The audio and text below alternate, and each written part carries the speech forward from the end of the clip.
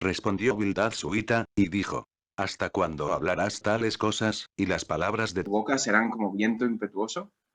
¿Acaso torcerá Dios el derecho o pervertirá el Todopoderoso la justicia? Si tus hijos pecaron contra Él los echó en el lugar de su pecado. Si tú de mañana buscares a Dios y rogares al Todopoderoso, si fueres limpio y recto, ciertamente luego se despertará por ti y hará próspera la morada de tu justicia. Y aunque tu principio haya sido pequeño, tu postrer estado será muy grande.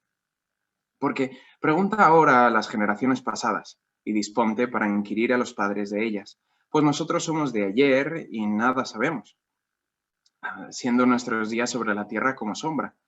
¿No te enseñarán ellos, te hablarán y de su corazón sacarán palabras? ¿Crece el junco sin lodo? ¿Crece el prado sin agua? Aún en su verdor y sin haber sido cortado, con todo, se seca primero que toda hierba. Tales son los caminos de todos los que olvidan a Dios. Y la esperanza del impío perecerá, porque su esperanza será cortada, y su confianza es tela de araña. Se apoyará él en su casa, mas no permanecerá ella en pie. Se asirá de ella, mas no resistirá. A manera de un árbol está verde delante del sol, y sus renuevos salen sobre su huerto. Se van entretejiendo sus raíces junto a una fuente y enlazándose hasta un lugar pedregoso. Si le arrancaren de su lugar, éste le negará entonces diciendo: nunca te vi. Ciertamente, este será el gozo de su camino, y del polvo mismo nacerán otros. He aquí, Dios no aborrece al perfecto, ni apoya la mano de los malignos. Aún llenará tu boca de risa y tus labios de júbilo, y los que le ¿Cuántos? aborrecen serán vestidos de confusión, y la habitación de los impíos perecerá. Este es el primer discurso que vemos de Bildad. De mientras lo estaba estudiando, no sé si a vosotros os ha parecido que hay muchas cosas similares a las que Elifaz le dice. Hay una serie de pasajes que nos recuerdan, quizá, o por lo menos a mí me hacían pensar en algunas cosas que Elifaz ya había dicho. Por otra parte, el tono, yo sé que cada quien lo leemos de forma diferente, le damos énfasis en diferentes partes de la escritura según lo estamos leyendo. Cada uno tenemos diferentes imaginaciones o diferentes perspectivas de lo que estaba pasando en ese momento. Pero es bastante más corto. En este caso, solo un capítulo. En la respuesta de Elifaz, si no me equivoco, era un par de capítulos. Entonces, este primer discurso de Bildad es mucho más corto, desde mi punto de vista un poco repetitivo y desde mi punto de vista también un poco bruto. Fijaos el versículo 2. Esto casi lo podríamos escuchar a una persona diciendo como de: ¿por qué no te callas ya? No sé, ya vale. ¿Hasta cuándo hablarás tales cosas? Shh, ya. Y tus palabras de tu boca serán como viento impetuoso. Nada de empatía vemos en este versículo. Y luego empieza a soltar una serie de cosas que, bueno, sí, son parcialmente ciertas, diría yo, o que sí que tienen una perspectiva de Dios, pero no necesariamente se aplican en este caso. Primero que nada vemos esa impaciencia. Entonces, desde mi punto de vista, todo lo que vaya después, como que ya pierde un poco el sentido. No sé si a vosotros os ha pasado. A mí no me gusta que la gente grite. No me gusta gritar, no me gusta que la gente me grite. Cuando la gente grita, es como, ya, sea lo que hayas dicho, después de subir el tono, después de subir el volumen, ya, bien, vale, no lo voy a escuchar, no me importa, no me interesa. Para mí ya has perdido la razón. Un poco esta idea. Aquí como, cállate. Entonces, para mí ya perdió todo lo que podía haber dicho este hombre. Pero fijaos en En el versículo 3 dice, ¿acaso torcerá Dios el derecho o pervertirá el Todopoderoso la justicia? Desde luego, no. Y creo que la respuesta de Job en el versículo 2 del capítulo 9 dice, ciertamente, yo sé que es así. Como de, vale, sí, has dicho verdades que ya sabía. Gracias por nada. Sí tiene una confianza en los atributos de Dios. Tiene una confianza en que Dios es justo. Nadie pone duda en eso, yo creo. Quizá nos puede recordar Génesis 18:25, esa idea en la que Abraham está hablando con Dios, está intercediendo por las ciudades de Sodoma y Gomorra, y le dice, el juez de toda la tierra no ha de hacer lo que es justo. Como de, ¿acaso pasará por alto Dios la justicia en lo que es tu vida, en lo que es tu familia? Fijaos el versículo 4 y 5. Empieza con esa condicional, con ese sí. Si tus hijos pecaron contra él, pero aquí casi podría haber dicho básicamente tus hijos pecaron contra él. Le ha dado una certeza, un juicio, juicio, sentencia y veredicto y condena hacia los hijos de Job. Quizá no lo mejor o no lo más adecuado que una persona que está en medio del duelo podría escuchar, especialmente sin necesidad de saberlo. Parece tener muy claro dónde están los hijos de Job después de esto. Fijaos en el final del versículo 4. Él los echó en el lugar de su pecado. Para Bildad, ese quizás de Job capítulo 1, versículo 5, cuando decía, y aconteciendo que habiendo pasado los días del convite, Job enviaba y los santificaba, los levantaba de mañana y ofrecía holocaustos conforme al número de todos ellos, porque decía Job, quizá, no lo sé seguro, yo no conozco su corazón. ¿Vosotros? No, tampoco. Quizá habrán pecado mis hijos y habrán blasfemado contra Dios en sus corazones. No lo sé. Yo no sé esa realidad, pero Bildad dice, sí. Si tus hijos pecaron contra Dios, esta es la consecuencia normal que debería haber ocurrido.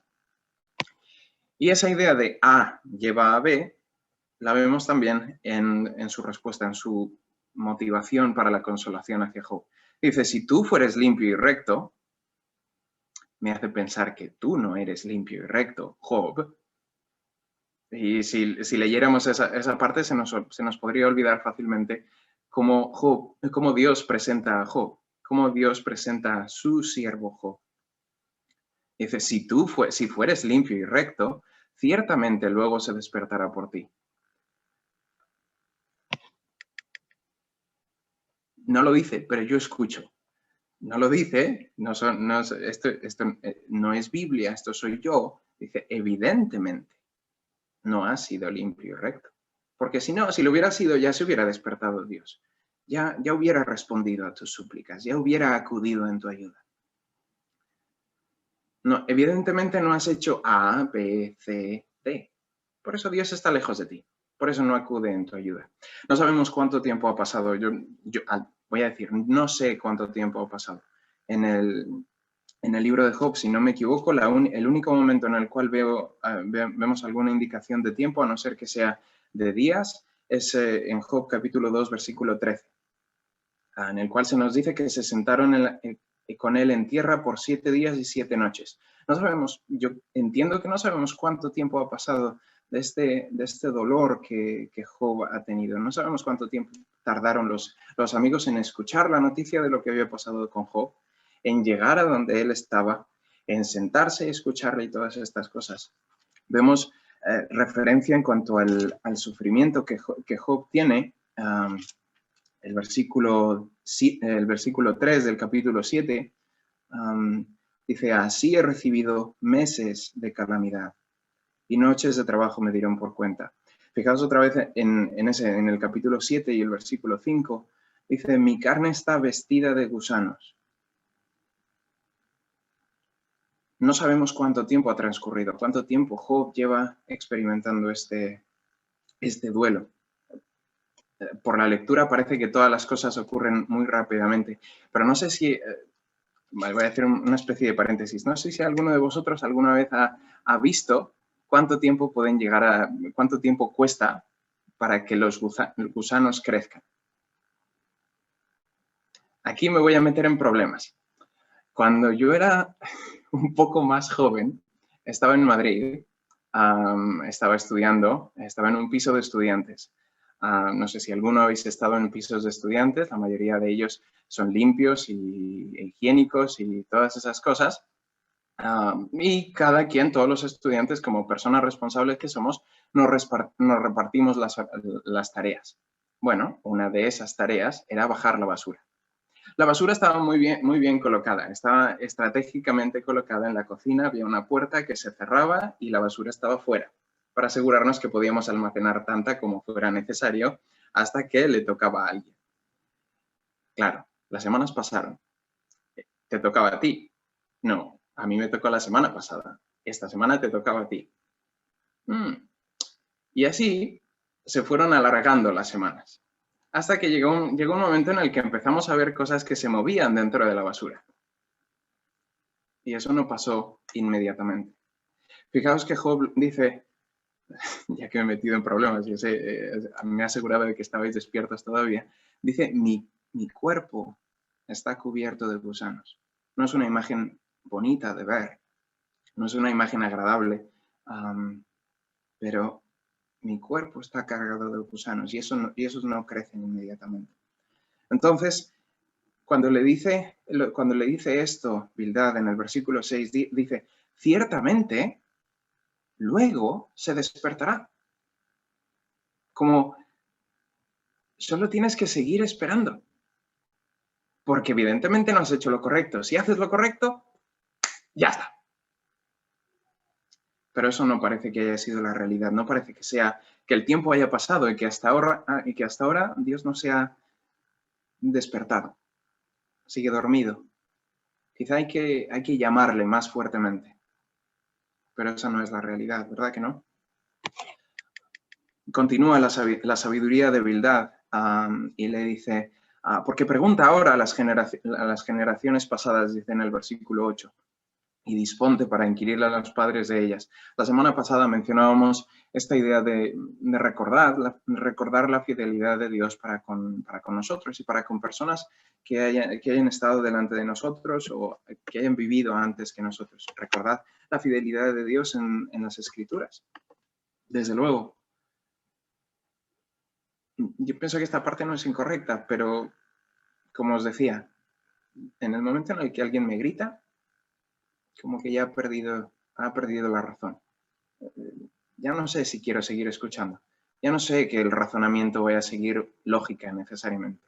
En Deuteronomio 32:7, Moisés recuerda al pueblo de Israel, acuérdate de los tiempos antiguos y disponte para inquirir a los padres de ellas.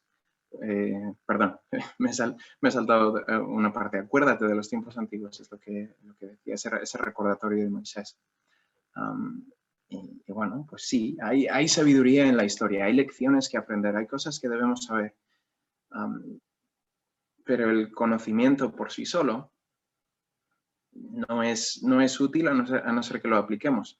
El conocimiento por sí solo no nos lleva a mucho.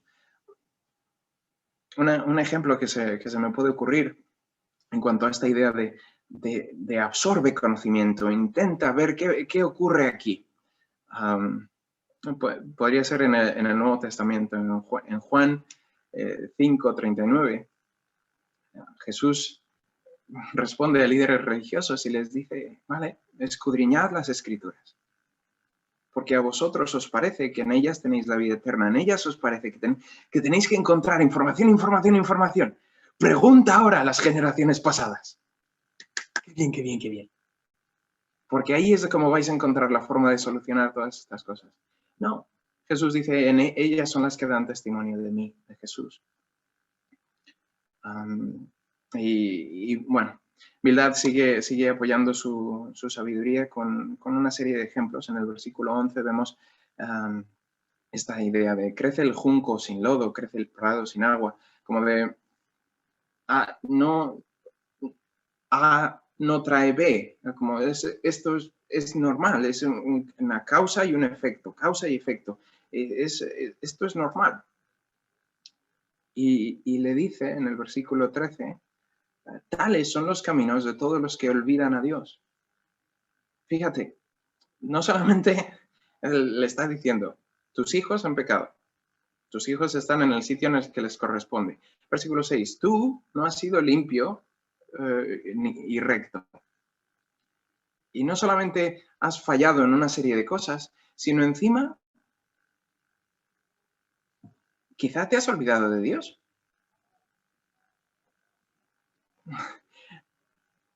Y esa que era tu esperanza, pues perecerá. Fíjate, para nosotros, o para mí al menos, esta parte me llama mucho la atención porque muchas veces en mi caminar con Dios hay momentos en los que miro para atrás y me gustaría ver un crecimiento y hay veces que no ocurre. Hay veces que he estado haciendo un montón de cosas y por hacer, me he desviado de Dios. No he tenido a Dios tan de la mano, aunque estaba, según yo, trabajando para Dios. Pero fijaos esta idea que no es necesario rechazar a Dios. Y esto lo podemos ver muy claramente en nuestra sociedad. No es necesario rechazar a Dios. No es necesario ir en contra de lo que Dios dice. Estamos de acuerdo que eso es malo. Pero no es necesario. Basta con que se nos olvide. Con que lo pongamos de lado. Y caminemos un poco más allá. Eso es un poco lo que Bildad dice. Y creo que en esa parte sí que tiene toda la razón. Me muestra una serie de ejemplos. Dice, pues fijaos esto, porque podría ser aquellas personas que se han olvidado de Dios, han trabajado. Han hecho una tela de araña, muy intrincadas, detalladas, preciosas, si no fuera por las arañas, preciosas, desde luego, y podemos verlas, pero basta simplemente pasar la mano y todo ese trabajo se despedaza, se destroza. Menciona también en el versículo 16 un árbol que está verde delante del sol. Quizá más que un árbol, o por lo menos por la forma en la que lo va diciendo, varios comentaristas mencionaban que se trataba de alguna enredadera, una hiedra, en la que quizás sí parece que hay cierta estructura, cierta fortaleza, cierta vegetación, todo eso ha crecido, pero en el momento en el que se arranca, honestamente, yo nunca he probado arrancar una hiedra o una enredadera, no sé si vosotros habéis probado, pero esa idea como de que se va y en realidad como que no ha hecho mucho progreso en la tierra. No sería lo mismo que como intentar arrancar un árbol. Tampoco he intentado arrancar un árbol, pero he visto muchos vídeos de gente que corta árboles y luego, bueno, pues tienen no sé si se llama mojón o la cosa esa que está la base del árbol y esa no la pueden quitar, sino que hay que escarbarla y hacer un montón de cosas. Quizá no tanto como sería necesario para una enredadera. En fin, esa es un poco la idea, esa apariencia de fortaleza y grandeza que quizás podemos presentar y Bildad puede estar pensando que Job presentaba. En esa parte me pareció muy similar al discurso de Elifaz, como Elifaz le decía, tú que mencionabas y dabas consejos y decías todas estas cosas que la gente tendría que hacer, y ahora cuando te ha tocado a ti, ¿qué pasa? Como no tienes raíces lo suficientemente firmes para poder aguantar un movimiento de este estilo. Has crecido, eres una enredadera enorme, grande, cubres una casa fantástica, pero ahora que has sido apartado de la fuente, ahora que todas estas cosas, ¿qué? Puede ser que te hayas olvidado de Dios. Entonces, esta parte me hacía reflexionar a mí. Espero que nunca esté en una situación como esta, ni siquiera cercana, pero me hacía reflexionar un poco esa idea. ¿Cuál es mi fuente? ¿Cuál es mi crecimiento? ¿Cuál es mi esperanza? Es una esperanza en todo aquello que he trabajado, como una araña, y luego me apoyo y desaparece.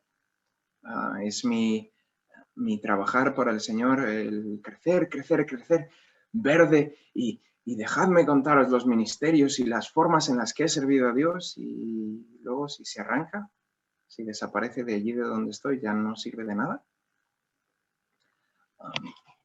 Y por último, Bildad como que le da un atisbo de esperanza. Fijaos en el versículo 20. He aquí, Dios no aborrece al perfecto, ni apoya la mano de los malignos. Como de, no pasa nada. Versículo 21. Aún llenará tu boca de risa y tus labios de júbilo. Como tú todavía puedes salir de donde estás. Todavía puede darte risa. Todavía puede darte júbilo. Y los que te aborrecen, no sé quiénes pueden ser, salvo sus amigos, a veces parece, serán vestidos de confusión, y la habitación de los impíos perecerá. Dios no aborrece al perfecto, ni apoya la mano de los malignos. Por lo tanto, ¿dónde caes tú, Job? Entonces, es un poco extraño, un poco, no sé a vosotros qué os pueda parecer. Yo cuando leí este pasaje es como de, vale, sí, hay cosas que estás diciendo que son correctas, pero hay otras que no sé cómo recibirlas. Como, no me digas ese tipo de cosas. Pienso que no. Este pasaje este discurso de Bildad, desde luego, por favor, que no se lo digamos nunca a nadie que esté sufriendo. Marcela, te lo dejo para ti. Muchísimas gracias, Víctor. Vamos a reaccionar con las preguntas que nos ha compartido Víctor, que las hemos mandado por el chat de grupo que tenemos. Vamos directamente al ajo. Punto 1 nos plantea Víctor. Para Bildad, el castigo de Job es la consecuencia natural al pecado de Job y de sus hijos. Si tal fuera el caso, ¿qué podría ayudar a Job a aceptarlo?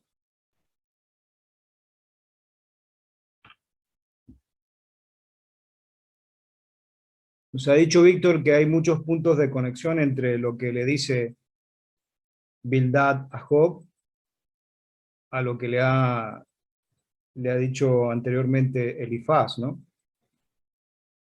Y entonces la pregunta es esta, ¿no? Contexto, el castigo de Job, si es la consecuencia natural al pecado de Job que ha cometido, si fuera así, ¿qué podría ayudar a Job a aceptarlo? No sé si se me oye entrecortado. Tenemos Sí, hay un poquito de pausa cuando hablas, Manuel. Pero adelante. Bueno, solamente diré dos cosas muy rápido. Gálatas 6:1 habla de restaurar al hermano que ha caído con una conciencia de que nosotros podemos ser tentados. Sin embargo, Bildad lo que hace es juzgar, acusar y condenar. Evidentemente, ¿qué le ayudaría a una persona que, aún si hubiera pecado? Pues esa empatía, esa cercanía, porque ni aún el Señor a la mujer samaritana o a personas que habían pecado los trató con esa severidad que Bildad a Job. Gracias, Manuel. Creo que nos cuesta a todos la empatía. Creo que cuando leemos la Escritura muchísimas veces aparte de esta, vemos, ¿no?, esa falta de empatía. El Señor Jesucristo también lo hacía notar durante el ministerio que tuvo, ¿no?, en medio allí de Judea, en Israel. Y también me gusta recordar lo que nos decía Víctor sobre el tono, ¿no?, la tonalidad en que se le habla, ¿no? Le dice, cuando dice Víctor en el verso 2, ¿no?, él habló un poco como que estaba gritando a Job, ¿no? Y pienso también a veces no solamente es la tonalidad en la cual nosotros nos dirigimos a otros hermanos, hermanas, sino puede ser la forma de mirar, ¿no? Los ojos, como a veces, y aquí me venía a la mente algunos proverbios, ¿no? Por ejemplo, dice Proverbios 12:8,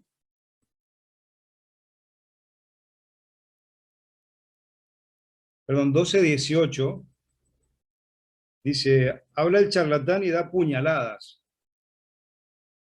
habla el sabio y todo lo sana. En la versión Valera dice, ¿no?, que las palabras del sabio son como medicina, que es lo que nos vemos aquí en el caso de Bildad, ¿no? Como él se está dirigiendo en ese tono agresivo hacia su amigo Job, ¿no? Y respecto de la mirada, ¿no?, que a veces comunicamos con los ojos, lo decía creo que Merche hace unos encuentros atrás, hablaba de la mirada, Proverbios 30:13, dice, hay gente de ojos altivos, escribe en Proverbios, ¿no? Dice, hay gente de ojos altivos, gente cuya mirada es altanera. Y entonces, el estilo de comunicación, ¿no?, que tenemos para hablarle a una hermana, a un hermano que está en dificultades, rompe todo, ¿no? Como decía Víctor, creo que Job, si nos ponemos un poco en su pellejo, ¿no?, cuando le escuchaba a Elifaz, habrá cortado, ¿no?, la comunicación cuando escuchaba la tonalidad en la cual se le hablaba, ¿no?, y se dirigían a él. ¿Qué pensáis? A mí me gustaría añadir un pequeño detalle también, aparte de esta idea. Porque Elifaz, una de las cosas que le dijo a Job, también en Job 5:17, es bienaventurado es el hombre a quien Dios castiga. Y en Hebreos 12:6-7 también se nos recuerda esta idea de que Dios castiga y nos disciplina y todas estas cosas. Si tal fuera el caso, ¿por qué? ¿Y cómo podría Job saberlo? Así la he interpretado yo, Víctor. Estaba un poco descolocada. Yo pensaba que Bildad le dice que, bueno, que es culpable y que sus hijos también lo son y por eso recibe el castigo. Y que si es así, si Job acepta que es por un castigo, ¿cómo puede restaurarlo, no? ¿Cómo puede ayudar a Job? Y bueno, pues como cualquier persona que tiene fe, es acudir al Señor, que es un Dios amoroso y perdonador que restaura, reconociendo su culpa. Así lo veía yo, como podemos hacer, no sé, ahora podríamos decir más, pero dice las Escrituras que acudamos al Señor, que Él restaura, Él no quiere que estemos caídos. Si caemos, Él nos quiere levantar. Gracias, Merche. Vamos a la 2, a la Perdona, Marcelo, yo creo ¿Sí? que todo lo que está soportando Job, bajo lo que estoy leyendo, pues yo no creo que él haya pecado y que lo que esté sufriendo sea por su pecado, porque cuando empieza el libro de Job, dice bien claro que hubo en la tierra de Uz un varón llamado Job y era un hombre perfecto y recto, temeroso de Dios y apartado del mal. Por lo tanto, yo no creo que lo que le está sucediendo sea un castigo por sus pecados o sus maldades. Sencillamente claro.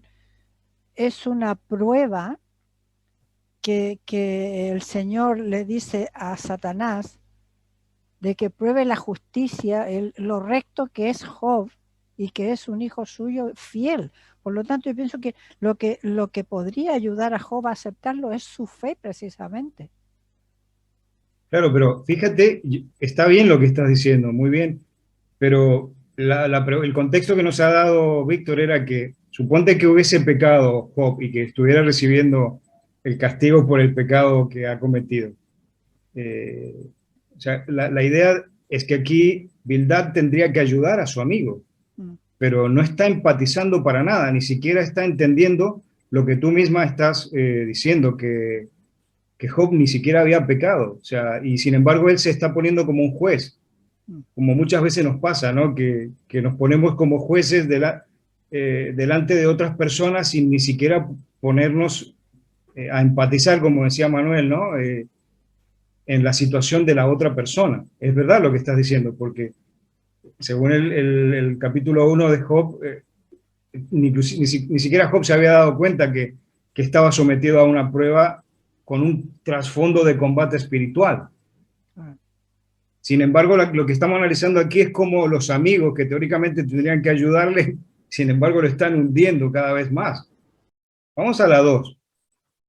Contexto. Dice, ¿cuál es el mayor peligro al consolar y condenar a alguien si nuestro concepto de Dios no es bíblico? Lo reformulo. ¿Cuál es el mayor peligro al consolar o condenar a alguien si nuestro concepto de Dios no es bíblico? Después hay una aclaración. Entendiendo que Bildad no tenía toda la escritura, no conocía, ¿no?, toda la revelación especial del Señor, como nosotros sí la conocemos. Entonces, ¿cuál es el mayor peligro que podemos incurrir al condenar a alguien si nosotros no conocemos al Señor desde el punto de vista bíblico? Marcelo, yo al leer esta pregunta me recuerda un poco la justicia secular, ¿no? La justicia social que hay actualmente, que tampoco tienen el concepto de Dios bíblico cuando condenan a alguien. Entonces, para condenar, pues tienes que tener unas pruebas verídicas y con esas ideas condenas a esa persona. Y si tú consideras que esa persona se ha equivocado pero ha actuado de buena fe, entonces la consuelas. Entonces, aquí lo que hace Bildad es juzgar a la otra persona. Entonces no considera una actitud coherente, ni lo consuela, ni más bien lo condena, diríamos. Yo, por ejemplo, cuando se murió mi marido, a mí me decían, ay, a mí se me ha muerto mi madre con 98 años o con 95, pero a mí eso no me consolaba. Yo hubiera preferido un abrazo y no que me dijeran esto, lo otro. A mí eso no me consolaba. A mí me abrazas o me das un beso, en aquella época que no había pandemia, lógicamente, y me consuela más. Entonces, cuando alguien eso está pasando mal, como aquí Job, lo mejor que podemos hacer es o darle una palmadita en la espalda, porque ahora no podemos abrazar ni besar, pero no digamos nada, porque a mí habían frases que me dolían, porque no te consuela. Entonces, desde el punto de vista de justicia secular, cuando tú consuelas a alguien o lo condenas, si lo condenas es porque tienes pruebas, y Bildad no tenía pruebas aquí, palpables, verídicas. ¿Por qué lo condenaba si no tenía pruebas? Y consolar es mucho mejor cuando consuelas a alguien, no decir palabras y darle una palmada a la espalda, darle un abrazo. Con eso es que digas lo que digas, a aquella persona no le vas a quitar el dolor, digas lo que digas. Entonces siempre es mejor un gesto, mi opinión, ¿eh? Ahora, hablo desde el punto de vista de personas que no conocen a Dios bíblico, como tú has preguntado, ¿eh? Estoy hablando desde este punto de vista, ¿vale? Pero, claro, a mí me ha recordado un poco la justicia secular, que bueno, allí se condena si hay hechos probatorios o se absuelve y queda consolada la persona si tú consideras que aquella persona se equivocó y actuó con buena fe, ¿me entiendes? Claro. Entonces me ha recordado un poco, lo he comparado un poco a la justicia secular, ¿no? Pero bueno, yo por experiencia siempre digo que cuando alguien pasa una enfermedad o pierde un familiar, como le pasa a Job, ¿no?, que lo pasa mucho peor que yo, lógicamente, lo mejor es hacer un gesto de empatía y no decir nada, porque digas lo que digas, no te consuela en esos momentos, no te consuela nada en esos momentos, ¿eh? Claro, al contrario, quizás produce un efecto mucho más negativo Sí, sí, sí, sí, sí. y destructivo, ¿no? Sí, sí, sí. Yo veo Pienso, una respuesta, Marcelo, sí, ¿puedo Silvia, hablar? adelante. Que en el último capítulo del libro, que lo sabemos todos porque lo hemos leído, cuando Dios le condena a los amigos de Job y cuando habla con Job le dice, mira, haz un sacrificio y pide perdón, intercede por ellos porque no han hablado de mí lo correcto. Y es un poco lo que nos pregunta, creo, Víctor, ¿no? Que es que no hablaban bien de Dios porque no le conocían. Y Claro, como bien dice Silvia y acaba de decir, en primer lugar, no conocían, no tenían pruebas de Job si hubiese pecado o no, porque ni sus hijos, porque ni si su padre lo sabía, cuanto menos sus amigos, ¿no?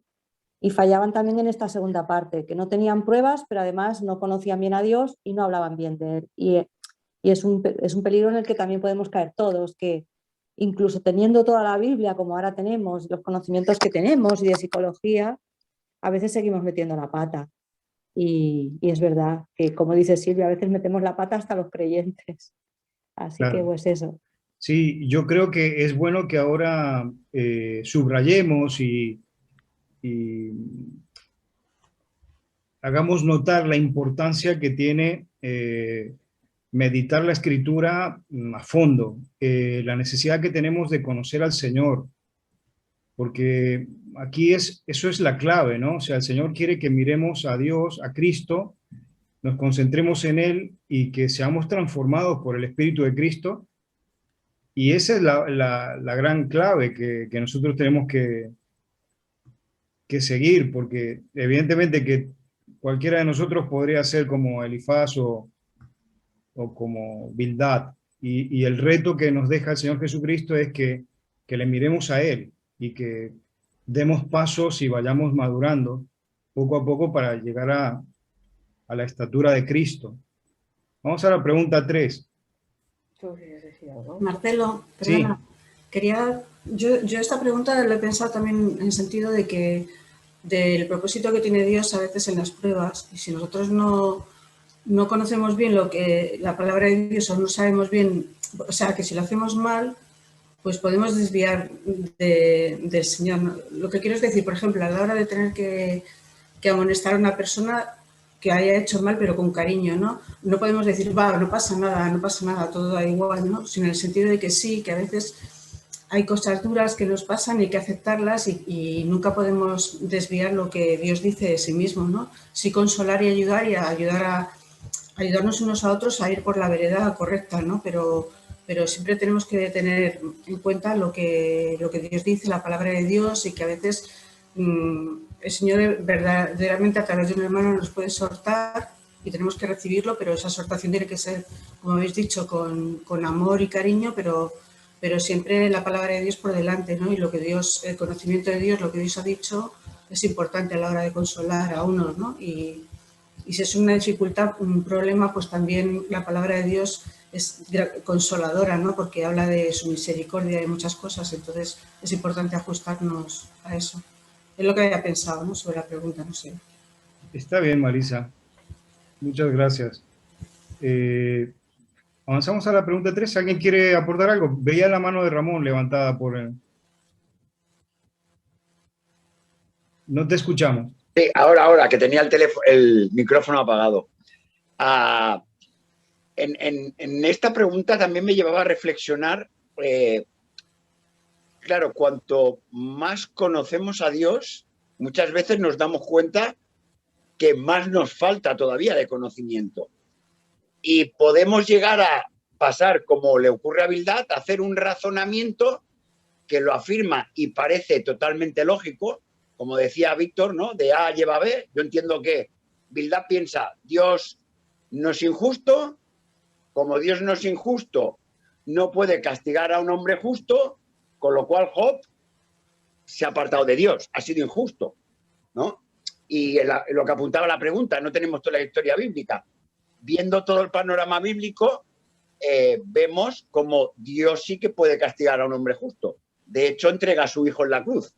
Job aquí es una especie de tipo de Cristo en cuanto que es un siervo sufriente. Pero Pero más que toda esta relación que vemos con toda la panorámica bíblica, sí que me hacía reflexionar en cuanto, cuando empiezo a tener algo de conocimiento, ir con cuidado en hacer secuencias lógicas, como la que hace Bildad, para afirmar algo hacia Job que no es correcto. Y tampoco un poco en la línea de Silvia, ¿no? Concuerdo totalmente con ella en el tema de consolar. A veces se afirman frases o te dicen versículos o partes de versículos como clichés en momentos que estás pasando un duelo o una enfermedad grave que no te consuelan y más bien a veces hacen todo lo contrario. Entonces, me llevaba a tener mucha prudencia en este aspecto cuando acompañamos a alguien que está pasando muchos momentos de dificultad. Gracias, Ramón. Nos ha allanado un poco el camino en el punto 3, que dice, Bildad defiende que A lleva a B en su primer discurso, Job 8:6-7.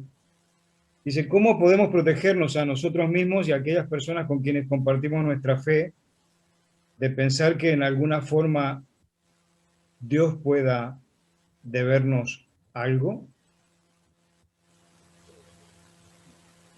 Es interesante esta pregunta, ¿no? A veces podemos ir por nuestro camino pensando como que Dios tiene que por fuerza hacer lo que nosotros deseamos, ¿no? Me impresiona mucho ver ahora en ciertas áreas de la iglesia, hablo de la iglesia global, ¿no? Cuando escucho en encuentros que se hacen y se ora a Dios y se le da órdenes a Dios, ¿no? Dios, haz esto, haz lo otro. Dios nos debe algo a nosotros. Vamos a la pregunta que nos ha hecho Víctor. ¿Cómo podemos protegernos a nosotros mismos y a aquellas personas con quienes compartimos nuestra fe de pensar que en alguna forma Dios pueda debernos algo? Yo creo que eso no lo debemos de pensar, de que Dios nos deba algo, porque bastantes bendiciones recibimos cada día y en cada momento, como para pensar que Dios nos pueda deber algo. Tendríamos que ser demasiado injustos en ese sentido, o no tener la suficiente fe como para pensar que tenemos derecho a ciertas bendiciones o a ciertas concesiones de parte del Señor, porque somos rectos y somos así, somos asá. Cada día recibimos miles y miles de bendiciones del Señor desde el momento en que abrimos nuestros ojos a la luz del día. Y no sé, eso de que podamos pensar que Dios nos debe algo, a mí eso no se me ocurriría jamás. Mira, yo quiero decir algo que me ha impresionado mucho estos últimos meses, meditar sobre la persona de Pablo, el apóstol Pablo, ¿no? Que a un cierto punto Pablo pensaba que con todo su conocimiento y al final pensaba que sabía mucho y no sabía nada, ni siquiera conocía tantas cosas elementales de Dios, ¿no? De sus planes, de la persona de Dios, no reconoció al Mesías. Y sin embargo vemos en el libro de Hechos, vemos, ¿no? En la primera parte que él actúa a un nivel, ¿no? Como que era como Dios prácticamente. ¿Cómo podemos protegernos? Yo creo que se han dicho frases mientras iban participando. Se ha mencionado la prudencia, la empatía. ¿Cómo nos protegemos? Tenemos que reflexionar mucho estas cosas, porque de verdad que necesitamos madurar como discípulas, como discípulos de Cristo. A mí al leer esta pregunta me venía a la mente, por ejemplo, una persona puede tener, pues eso, triunfar en el ámbito laboral y hacer suerte, entre comillas, y que todo le vaya bien y que tenga cosas materiales y que ello no le dé la gloria a Dios, sino que se envanezca, se sienta orgulloso de lo que ha hecho y pensando que si lo tiene, no es porque Dios se lo ha dado, sino porque Él se lo ha merecido. Pero también lo puedo trasladar a la Iglesia. ¿Cuántos ministros de la Iglesia que, bueno, pues que tienen el don de la palabra y que pueden creer que es porque ellos lo hacen bien?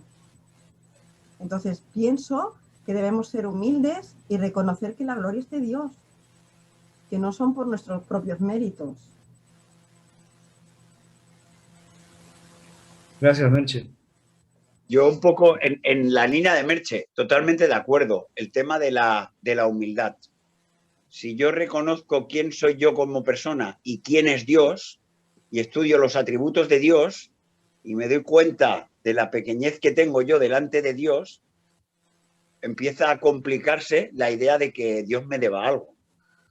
Y con lo que decías antes de la oración, que es verdad que a veces hacemos peticiones, entiendo que una cosa es cuando hacemos una petición de lo que me gustaría que fuera, pero siempre respetando que eso debe cumplir la voluntad de Dios, ¿no? Entiendo una frase que me impactó mucho de John Stott, que la oración no es que yo intente torcer el brazo de Dios para que Dios haga lo que yo quiero, sino que alinee mi voluntad con la de Dios para que así se haga, ¿no? Y un poco en esa línea, pues los dos temas, ¿no? El de la humildad para, yo soy muy pequeñito delante de Dios con todos sus atributos como para que me deba algo, todo lo contrario. De hecho, en la palabra dice varias veces que el que se humilla, Dios lo exaltará.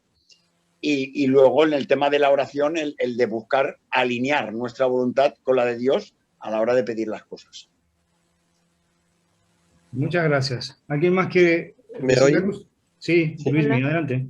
Nada, que totalmente de acuerdo con los tres hermanos, Luisa, Merche y el hermano, que no recuerdo su nombre, perdonad, pero pensar que Dios nos debiese algo, mal iríamos. Esto rompe con la gracia, que es el fundamento de nuestra doctrina. Nada más. Rompería con la gracia, que es donde nos fundamentamos, ¿no? Gracias, Luismi. Invito a que comencemos a orar al Señor. Necesitamos que comunicarnos con Él, que nos ayude con su espíritu